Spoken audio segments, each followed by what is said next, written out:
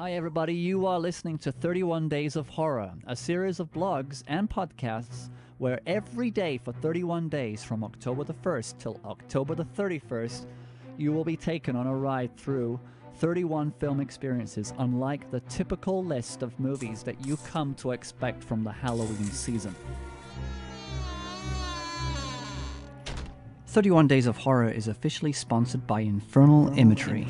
Visit infernalimagery.com throughout October 2018 and receive 20% off your purchases by using the offer code 31days. Today's tea of the day is Devil Shirt. That's offer code 31days for 20% off at infernalimagery.com. It's the 8th of October 2018, and over a week. Over a week, week two. A week ago today, we were, yesterday.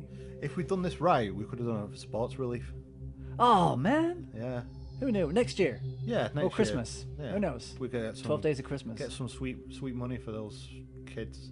That sounds like a good idea. Yeah. Hey, do you remember we were going to watch all those really unpopular movies? We were going to watch how many unpopular movies over a succession of 3 days? Yeah, it was a fabulous idea. Sex and the City 2 was going to be in there. And probably The Room. You made me watching Birdemic and all that. Yeah, well, really, but no, I think we'd enjoyed that too much. But Spice World, you know. But no, we're going to do this. 31 Days of Horror, 31 days. Day 8, and that's the first mention of Spice Girls. Oh no, that's good going for us. Yeah, okay, so it'll be the first day that we mention Spice Girls, and if you want to go and see them in their exhibition, they're doing stuff now. They're back. Yeah, that's why we're back, because we're back. Yeah, we were inspired. Well, the interesting thing though is like the Spice Girls were played a lot on the radio. Yes, and our film that we're discussing today is based in a radio station. That's gonna be the worst segue I've ever. It's like, yeah, well, but you it's so bad you got to keep it in though. Definitely, yes, it's us. It's definitely us. Yeah. So the film we are looking at today is called Pontypool. Pontypool. Yes. Which the sex movie of this was called Pontypool. Oh, fantastic! There you go. Really, we could have done that. We could have done that for every film so far, but maybe we missed. Imagine a pool of panties. Wow, hope they're clean. Not good. We're off. So day 8, they're going to be shutting us down by day 9, I'm sure. It was my birthday yesterday, so I'm still a bit drunk. Yeah, you're still a bit drunk and you're still hammered. But thank you for coming over for yet another day of 10 minutes of your life. Yeah, for a 45-minute journey. Pontypool. Yes. Tell me why you really like this. I really like this. I think there's a couple of things that I liked about this. The one thing is I like the DJ, the main DJ. He reminded me so much of Joe Wiley. Joe Wiley? No, sorry, wrong one. He reminded me a lot of Mark Maron. There's so much Mark Maron in him. It's unreal. Okay. And I think he has a resemblance to Peter Weir. Yeah? Well, the Australian director. Oh, no. Who's the guy who played Robocop? Oh, Paul Weller. That's not Paul Peter Weller. Peter Weller. Yeah, you remind me of Paul Weller.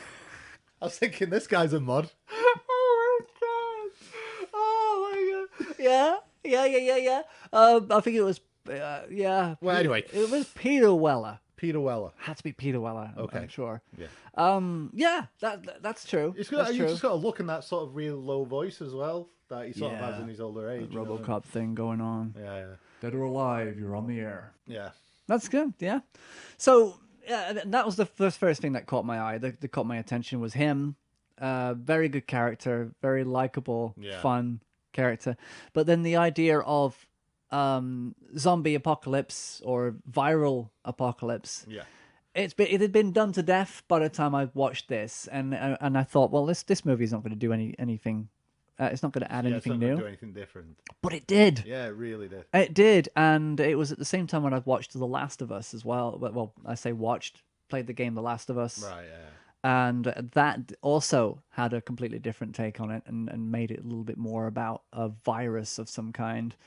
But this movie went straight to a place of academia and linguistics. Yeah. And it fascinated me. I think that's what it was. It was more not so much a scared feel about this movie, but a fascination. Right. Okay. Like the War of the Worlds kind of thing going on here. Yeah. Which, in fact, is how I listened to it as well. There is a radio adaptation of this.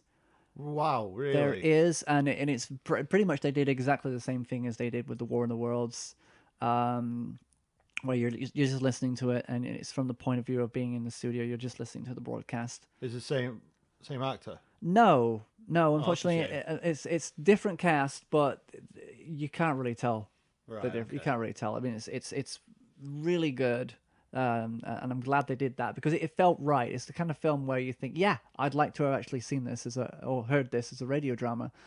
So it kind of works on those levels where it's just very, it fits in with a lot of things, and it fascinates me about the whole language being a virus. Yeah. And that the English language is going to kill everybody. Yeah. It's a Canadian film as well, so the only thing that saved them was French. French. Yeah. So there's a lot of political stuff going on here, but I find that fascinating. What about you? Same, really. Same thoughts. It was just a new take on the zombie apocalypse, which is what I really liked. Without actually really seeing. No, you see one guy gets in, doesn't he? He sort of smashes his head against the mirror. Oh, that was the girl. Window. That was the girl. Yeah, sorry, yeah. Because that's what the language does. The English language is Beats just you over the head. It's sure, yeah. You know, I think if you actually gave this film to a linguistic expert who understands the lexical frameworks of language, they'd probably see, do you know what? There's probably a lot of symbolism here that we don't see because we're not in that kind of area of academia. Macadamia. Yeah. And they'd probably, I bet you they'd be able to see a lot of levels in this that we wouldn't, Or even if Amy Adams is listening to this and you can pretend to be the character out of The Arrival. The Arrival. Which she did very well. Have you seen that? I have, yeah. What did you think to that one? I love that film. Yeah? Yeah. I need to rewatch it because I think I was distracted watching it. Got two kids. I can't watch movies in the same way these days. I know with you, it's kind of like, yeah, it's good, but it's not Contact. Oh, Contact! Do you know what? If I rewatch Contact with The Arrival in mind, I could see how dumbed down it really was. Yeah. And that's a shame because you don't want to ruin Contact but it was, yeah. Well, we've really gone. Yeah. Wow. Anyway, we've gone into Carl Sagan's territory now. So let's go steer it back. Okay, steer it back. The helicopter. Pale blue dot. We're at Chopper Dave. Okay, we're back. Yeah. So yeah, this is a Canadian movie. Pontypool is a Canadian town. Yeah. And it is an actual town that exists, and it's a fantastic title. Yeah. Pontypool. Yeah.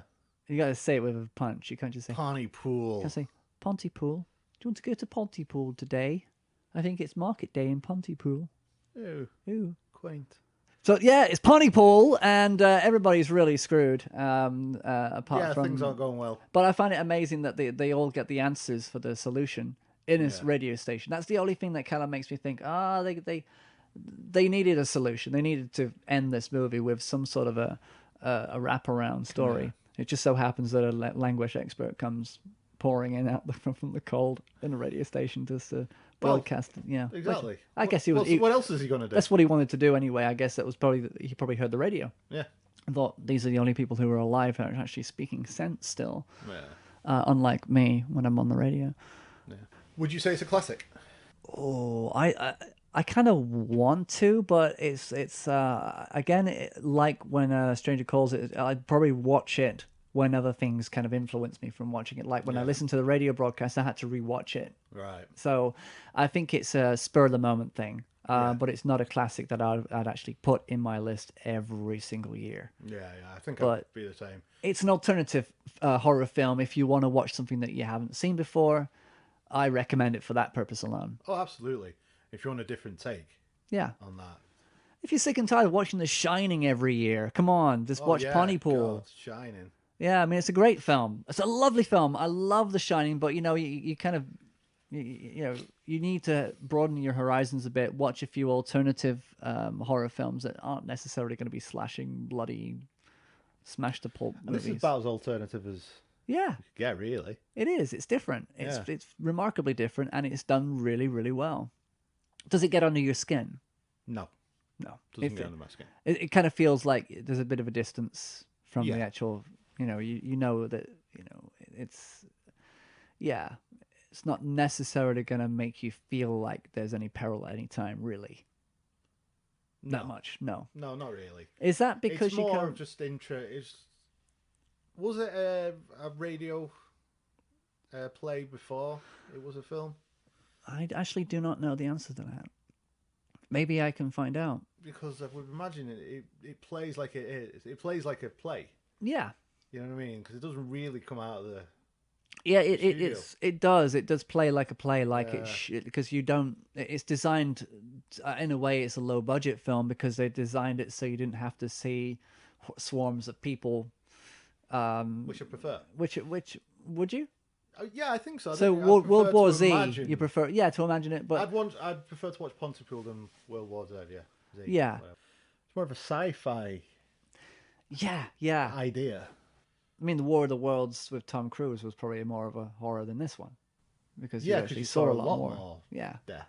Yeah. Even though that's directly sci-fi horror. Yeah. There is a bit of a crossover between the two genres anyway. Generally. I'd say the idea, like the execution of the film, is horror. I'd say, or it's definitely got that. Yeah. It's a bit Carpenter at times. You know what I mean? Yeah. But the idea is sci-fi. I'd say. Yeah, definitely. Of language being the catalyst of an apocalypse. Incredible idea. Good idea. So there we go, guys and gals, and everybody else. Thank you for joining us for yet another 31 days. Here is a word from our sponsor. Thank you very much, Andy. Welcome. Bye. 31 Days of Horror is officially sponsored by Infernal Imagery. Visit infernalimagery.com throughout October 2018 and receive 20% off your purchases by using the offer code 31 days. Today's tea of the day is Devil Shirt. That's offer code 31 days for 20% off at infernalimagery.com.